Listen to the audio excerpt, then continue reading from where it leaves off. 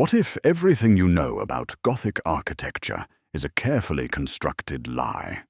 Picture this: 1945, Cologne, Germany. The city lies in absolute ruin. 34,000 tons of bombs have fallen from the sky in 262 separate raids. Every building, every street, every trace of civilization has been reduced to rubble and ash. The photographs do not lie. They show a landscape so devastated it resembles the surface of an alien planet. Grey, lifeless, obliterated.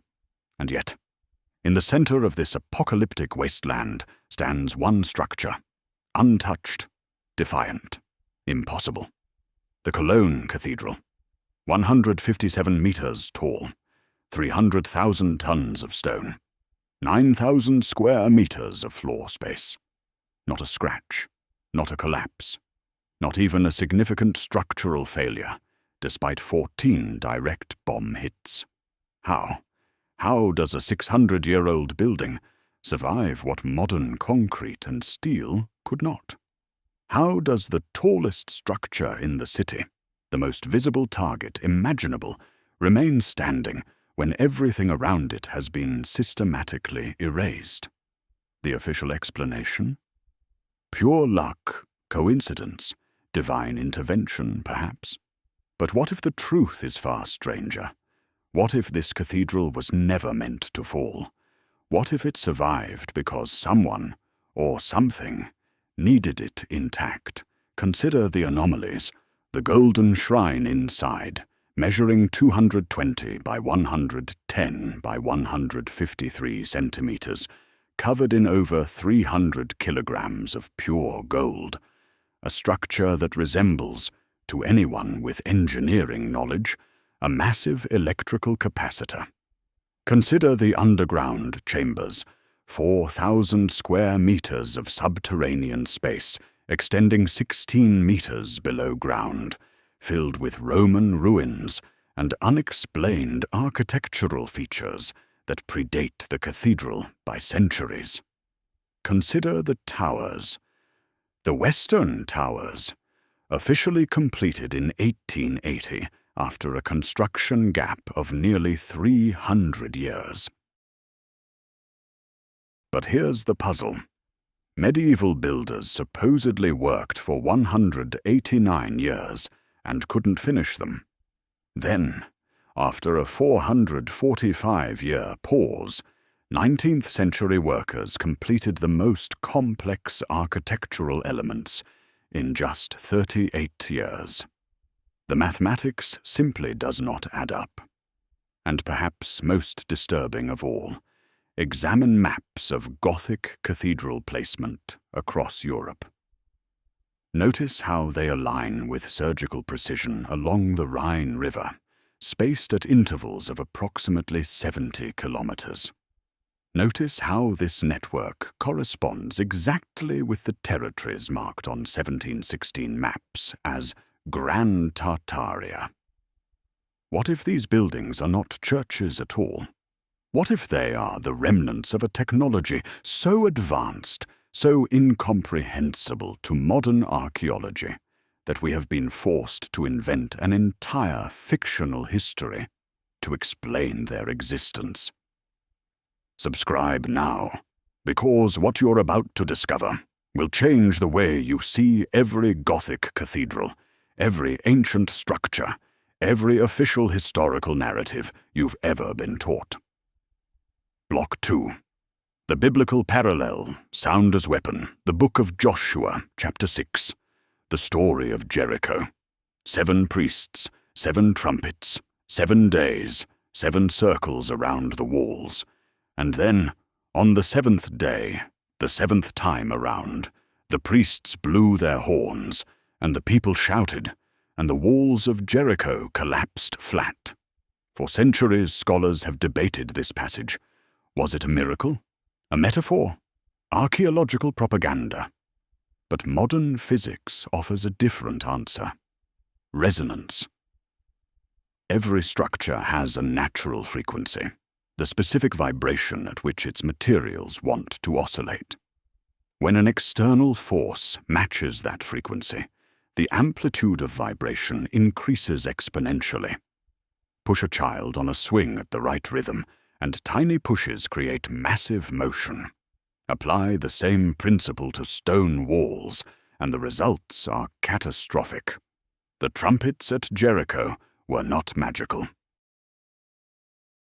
They were tuned, the marching was synchronized, the shouting provided a final harmonic pulse. Together, they generated a resonant frequency that literally shook the walls apart from within. If sound can destroy stone, what else can it do? Perhaps it can shape stone, cut it, polish it, move it through the air without cranes or pulleys. Perhaps the ancients understood acoustic levitation, using standing waves to suspend and manipulate objects weighing tons.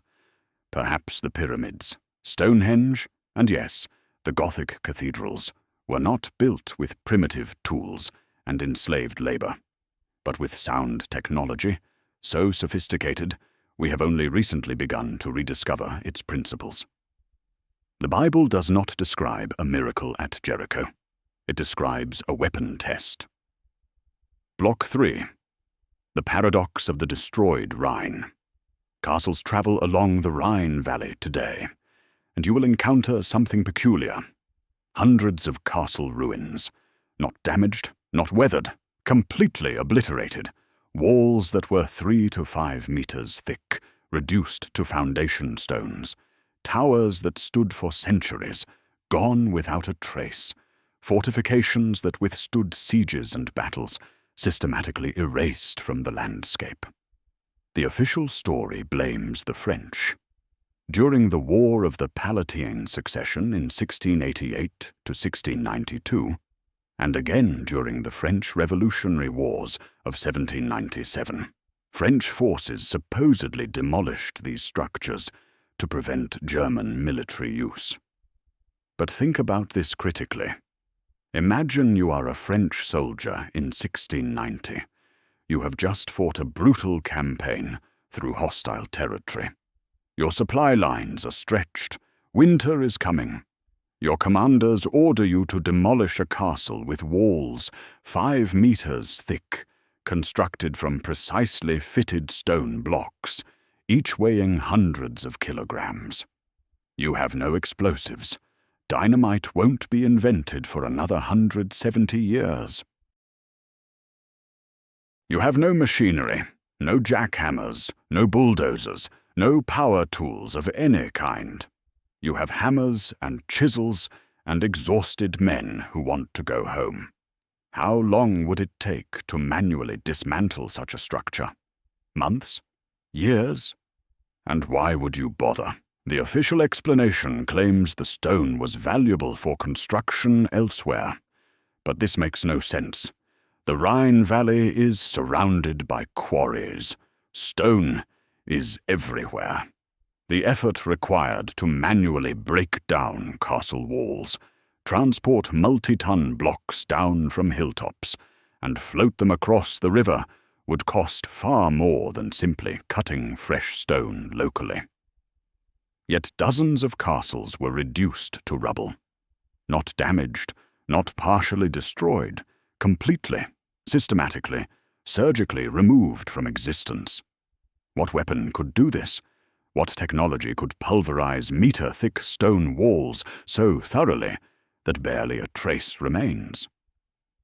Block 4. Cologne Cathedral as the exception. Stand in the ruins of the Rhine castles, and then look at Cologne Cathedral.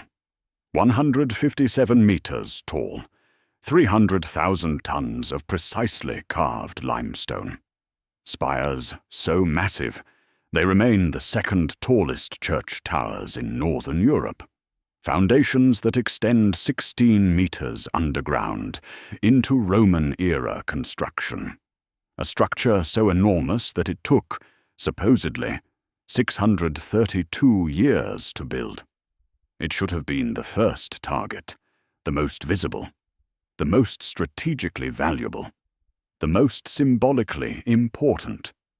Yet it stands. Not damaged, not conquered, not demolished like every other major fortification in the region.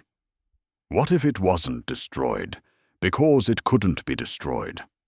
What if the forces that obliterated the Rhine castles tried to bring down the cathedral and failed? What if, instead of demolition, they chose appropriation, seizing the structure intact and repurposing it, erasing its original function, and replacing it with the religious narrative we accept today? Look at the evidence. The cathedral was supposedly under construction from 1248 until 1560, then abandoned for 300 years, then suddenly resumed in 1842. Does this sound like a normal building project? Or does it sound like a cover story? Does it sound like medieval piety? Or does it sound like a captured installation being slowly modified to hide its true purpose? Block 5. The Tartarian Connection. Pull out a map of Europe from 1716. Find the territories labeled Grand Tartaria. Now overlay a map of Gothic cathedral locations. The correspondence is undeniable. The western border of Tartarian territory follows the Rhine rivers almost exactly, and along this border, spaced at precise intervals, stand the greatest Gothic structures in Europe: Cologne, Aachen, Maastricht, Brussels. Cologne sits directly on this boundary, a frontier city, a strategic node in a network that spans a continent. Now examine the pattern of destruction. The castles that were obliterated were not random targets. They were high-altitude structures, towers, spires, elevated fortifications. The elements that were systematically removed were vertical architectural features, precisely the components that would be necessary for transmitting or receiving signals across distances. This was not military demolition. This was infrastructure dismantling. Someone was methodically shutting down a system, node by node, tower by tower, cutting the connections of a network we no longer understand.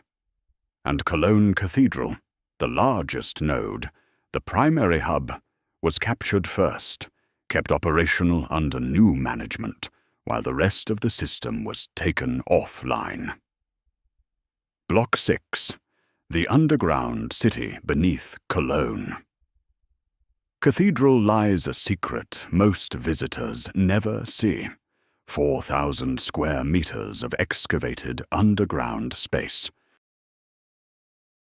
The official narrative calls this archaeological remains, fragments of Roman villas, early Christian churches, medieval construction from the 5th and 6th centuries. But walk through these chambers yourself if you get the chance, and the official story begins to crack. The brickwork is red clay brick, not the stone construction typical of Roman engineering. The arches are curved in a style that suggests much later technological development. The walls descend not one level, not two, but continue downward as far as 16 meters below the current ground surface. And even then, they show no sign of reaching a foundation. What you see is not the bottom. It is merely as far as modern excavators have been permitted to dig. Here is the absurdity of the official explanation. You are expected to believe that medieval builders constructed 300,000 tons of Gothic cathedral directly on top of crumbling 5th-century church ruins, that they trusted the structural integrity of ancient, degraded foundations to support one of the tallest buildings in Europe. That no engineer raised concerns, that no collapses occurred during 6 centuries of construction.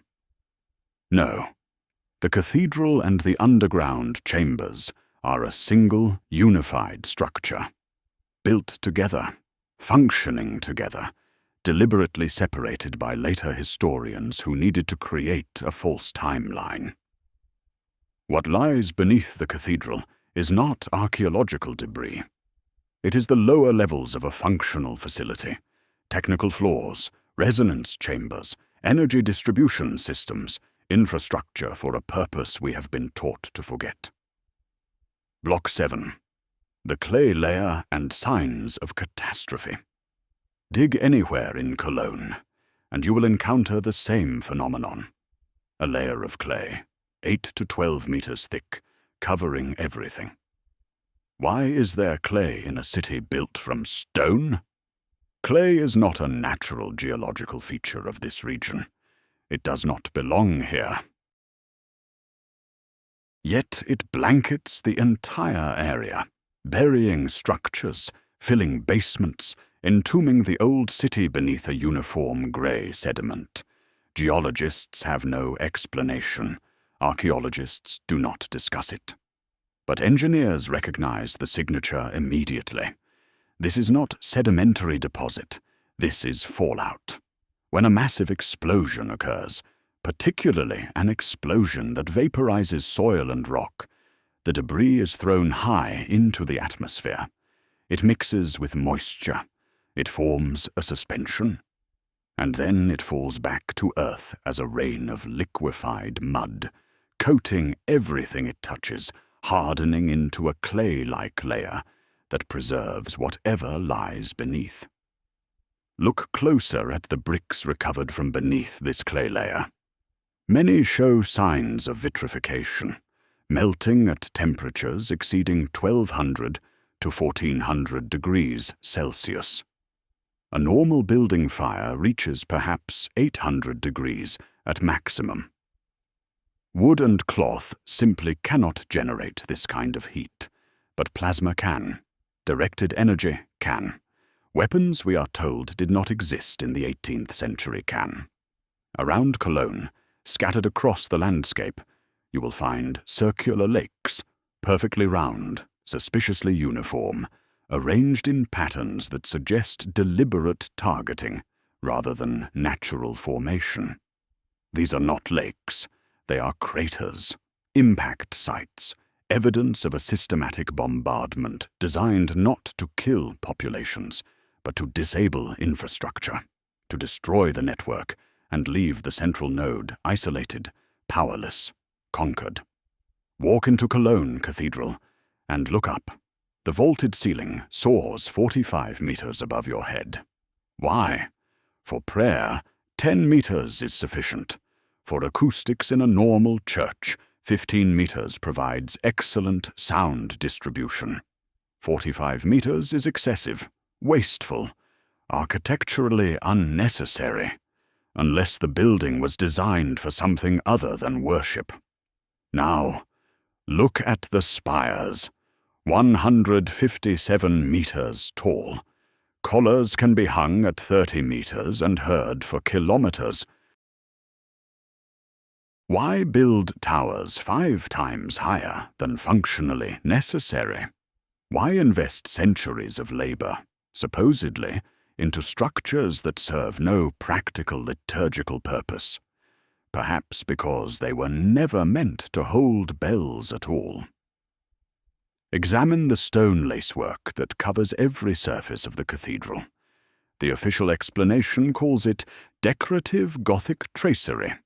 Artistic expression, religious devotion made manifest in stone. But look at it with an engineer's eye. These are not decorations.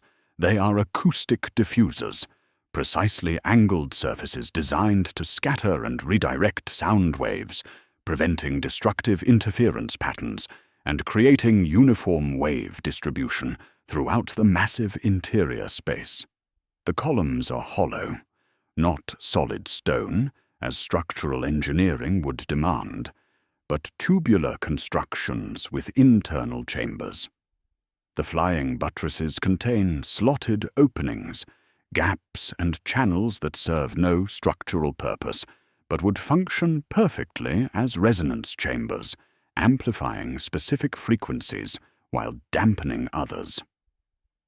The entire building is shaped like a bell, or more accurately, like an array of organ pipes, multiple resonant chambers tuned to different frequencies, working in concert to generate complex harmonic patterns. The stained glass windows, 6,500 square meters of colored glass, are not merely art. Glass is a membrane. It vibrates. At certain frequencies, it becomes a modulator, altering the characteristics of acoustic waves passing through it.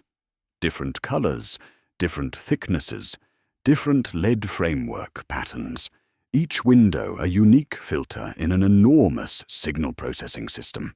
And the spires, look at their form, tapered, perforated, rising to needle-sharp points. These are waveguides, structures designed to channel acoustic energy vertically, focusing it, directing it, broadcasting it into the atmosphere, or receiving it from distant sources.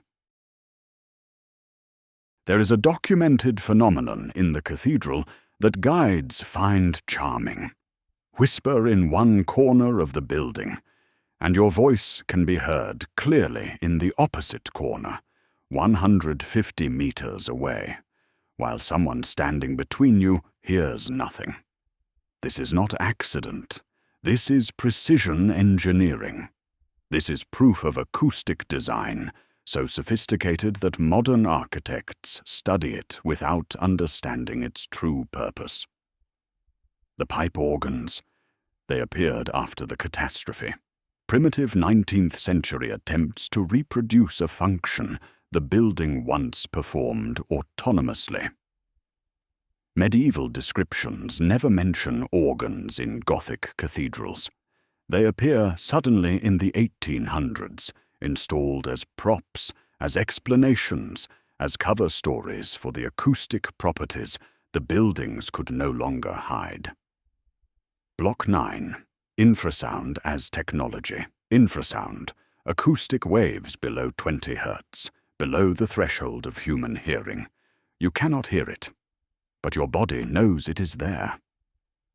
At 7 Hz, infrasound disrupts human cardiac rhythms. At 19 Hz, it vibrates the eyeballs, causing visual hallucinations. Between 5 and 9 Hz, it induces feelings of terror, panic, and the sensation of supernatural presence, precisely the emotions medieval accounts describe pilgrims experiencing in Gothic cathedrals. Infrasound passes through solid matter. It travels for hundreds of kilometers without significant attenuation. It can be focused, directed, weaponized. At sufficient amplitude, infrasound shatters stone. The resonant frequency of limestone, the primary building material of Gothic cathedrals, falls between 2 and 4 Hz. Apply a sustained wave at this frequency, and stone literally breaks itself apart from within, as the crystal structure vibrates faster than molecular bonds can absorb. But infrasound has other applications. Acoustic levitation. Use opposing sound waves to create a standing wave pattern, and objects suspended at the pressure nodes float, weightless, controllable, movable by adjusting the frequency. How did medieval builders raise 100-ton blocks to heights of 40 meters without cranes? Perhaps they did not lift them. Perhaps they floated them. The piezoelectric effect. Certain crystals generate electrical current when subjected to mechanical stress, including acoustic pressure. Limestone contains quartz. Apply the right frequency of sound waves to limestone blocks, and they become batteries, converting acoustic energy into electrical energy, storing it, transmitting it. Perhaps the cathedrals had 3 functions. Defense, generating acoustic barriers that would disable approaching armies or destroy fortifications at range. Construction, using sound to quarry, shape, and levitate building materials. Energy generation, converting ambient sound, wind, or deliberately generated tones into electrical power through piezoelectric resonance, then distributing that power through a continental network. 3 technologies. 1 architecture. A system so advanced we have spent centuries staring at it without seeing it. Block 10. The Golden Shrine of the 3 Magi. In the center of Cologne Cathedral, positioned at the precise focal point where acoustic waves from every wall, column, and vault converge, sits a golden box, the Shrine of the 3 Kings, officially a reliquary containing the bones of the 3 wise men who visited infant Jesus. Dimensions 220 by 110 by 153 centimeters. Gold content over 300 kilograms of pure, hammered gold plating. Gold is the finest electrical conductor known to medieval metallurgy. Enamel, the decorative coating between gold layers, is a nearly perfect dielectric insulator. The shrine's construction alternates gold, enamel, gold, enamel in multiple layers. This is not religious art. This is a capacitor, a device for storing electrical charge. Position: dead center of the cathedral, where acoustic energy focuses. Function: receive piezoelectric current generated by sound waves vibrating the limestone structure, store the charge in the gold enamel gold sandwich layers, discharge it through connections, now severed or hidden, into a distribution network beneath the floor. Compare images of the shrine across centuries, lithographs from 1671, engravings from 1781. Modern photographs. The figures have changed. The Star of David, prominent in early images, has disappeared. Human figures that appear female in medieval artwork have been replaced with male figures. Someone has been editing this object, physically modifying it, erasing symbols that no longer fit the approved narrative. And there is another detail historians ignore. Early stained glass windows in the cathedral, dating to the 13th century, depict 4 figures visiting the infant Christ, 3 men and 1 woman. Later windows show only 3 men. The woman has been painted over, removed, erased from history. Why? What did she represent that needed to be forgotten? Block 11. The Western Towers and 19th century construction. Find a photograph of Cologne Cathedral from 1855. The image is startling. The cathedral has no western towers. The facade is incomplete. Temporary wooden scaffolding caps the structure where the iconic spires should stand. The official timeline states construction began in 1248, continued until 1560, then stopped for 445 years due to lack of funds and interest. Then, inexplicably, in 1842, the Prussian government suddenly allocated massive resources to complete the project, and by 1880, 38 years later, the Western Towers were finished. Let us examine this claim. Medieval builders worked for 189 years and completed everything except the towers. Then 19th century workers, using the same medieval plans, built the most structurally complex, tallest, and most technically challenging elements of the entire cathedral in just 38 years, 1/5 the time. With steam cranes, yes. With industrial quarrying, yes. With modern engineering, absolutely. But the official story insists they followed medieval methods. The mathematics does not work. Unless the 19th century construction was actually installation, assembling towers that already existed in modular form, or completing a structure that had always been there, but had been deliberately left unfinished in official records. Now consider the tower's form. Two identical structures, 157 meters tall, separated by 60 meters. 60 meters is half the wavelength of infrasound, at 2.5 Hz. Two towers at this spacing create a dipole array, a directional antenna that focuses acoustic energy in a beam, rather than radiating it omnidirectionally. The towers are not parallel. They taper. They are perforated with openings at specific intervals. These are waveguide structures, designed to channel low-frequency sound waves upward and outward with maximum efficiency. At the top of each spire sits a cross, plated in gold, T-shaped with arms extending horizontally. This is a capacitive top-loading element, identical in principle to the design of radio antennas invented by Tesla 50 years later. The bells inside the towers, they are tuned to specific frequencies, but they are housed in chambers designed to prevent the sound from escaping downward. The energy goes up, not down, broadcast, not announcement. Block 12. The cathedral network as energy grid map the Gothic cathedrals along the Rhine. Cologne to Aachen, 68 kilometers. Aachen to Maastricht, 71 kilometers.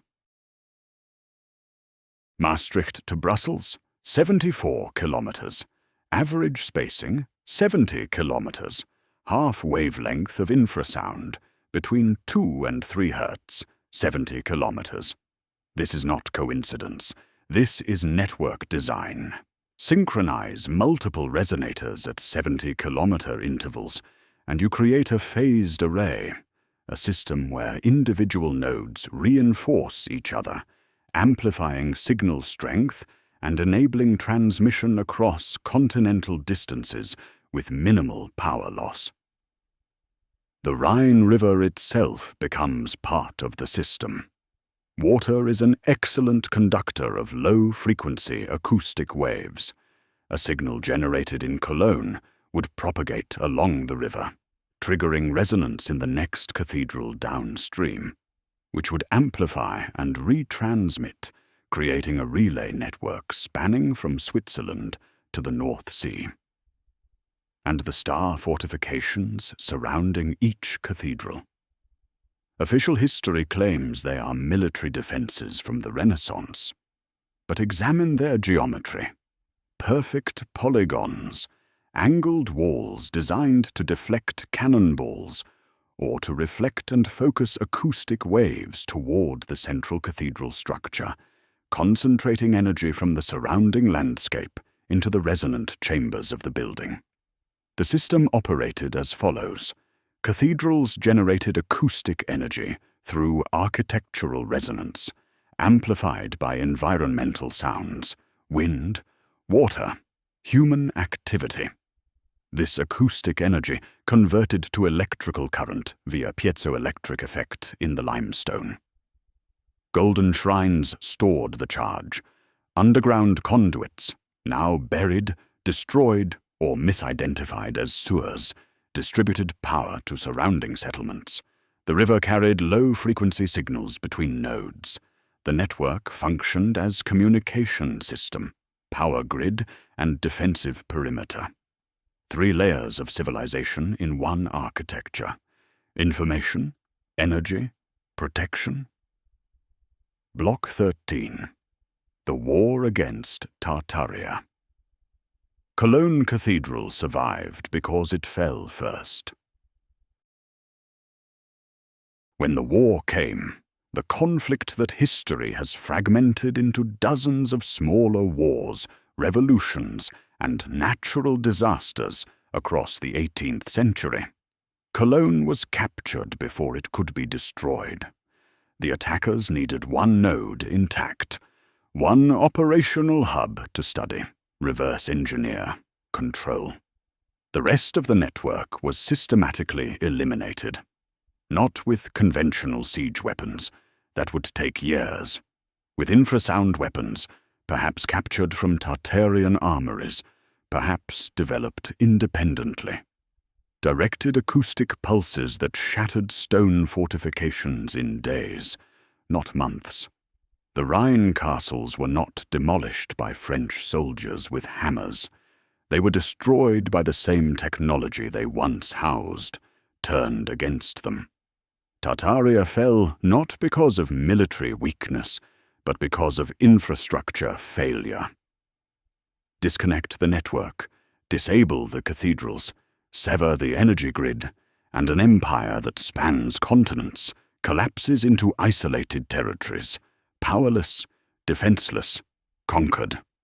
And then came the erasure, the rewriting, the creation of a new history in which these buildings were always churches, always religious, always explicable within the narrative of medieval Christian devotion. The 19th century construction projects, perfectly timed with the invention of photography, provided visual proof that these structures were built by hand, stone by stone, exactly as the official story claimed. By 1900, the truth had been buried beneath 8 meters of clay, 600 years of fictional timeline, and the absolute certainty of academic consensus. Block 14. The Final Call. I do not claim to possess absolute truth.